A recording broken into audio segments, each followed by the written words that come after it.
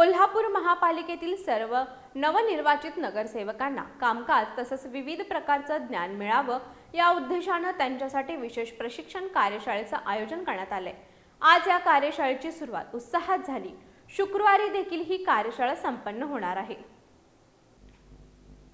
कोल्हापूर महापालिकेच्या कामकाजात सुसूत्रता आणि पारदर्शकता निर्माण व्हावी तसेच कायदेशीर बाबींचं सखोल ज्ञान नवनिर्वाचित सदस्यांना व्हावं या उद्देशानं कोल्हापूर महानगरपालिका आणि अखिल भारतीय स्थानिक स्वराज्य संस्था कोल्हापूर यांच्या संयुक्त विद्यमानं 2 दिवसीय विशेष प्रशिक्षण कार्यशाळेचं आयोजन करण्यात आले।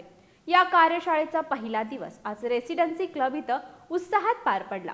या कार्यशाळेचं उद्घाटन आणि दीप प्रज्वलन महापौर रूपा राणी निकम यांच्या हस्ते करण्यात आलं।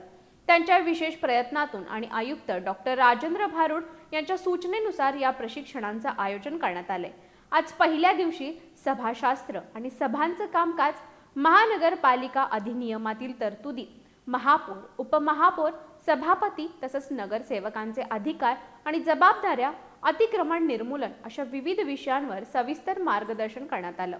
नगरसेवक हा जनतेचा थेट प्रतिनिधी असतो।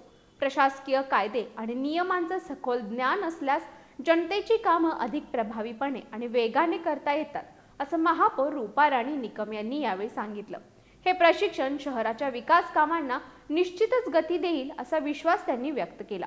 प्रशिक्षण सत्रात निवृत्त उपआयुक्त तथा मानद संचालक लक्ष्मण लटके, पिंपरी चिंचवडचे निवृत्त अतिरिक्त आयुक्त चंद्रकांत इंदुलकर यांनी मार्गदर्शन केलं।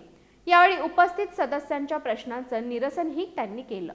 यावेळी उपमहापौर अक्षय जरग, स्थायी समिती सभापती विशाल शिराळे, महिला बाल कल्याण समिती सभापती कौसर बागवान, उपसभापती दीपा ठाणेकर, सभागृह नेता मुरलीधर जाधव, विरोधी पक्ष नेता राजेश लाटकर, अतिरिक्त आयुक्त रविकांत अडसूळ, नगर सचिव सुनील बिद्री, प्रभाग समिती सभापती वैभव कुंभार, संजय मोहिते, अनुराधा खेडकर, विशाल चव्हाण, गटनेते शारंगधर देशमुख, इंद्रजित बोंद्रे, आदिल फरास, प्रतिज्ञा उत्तुरे, नगरसेवक तसंच नगरसेविका मोठ्या संख्येने उपस्थित होत्या।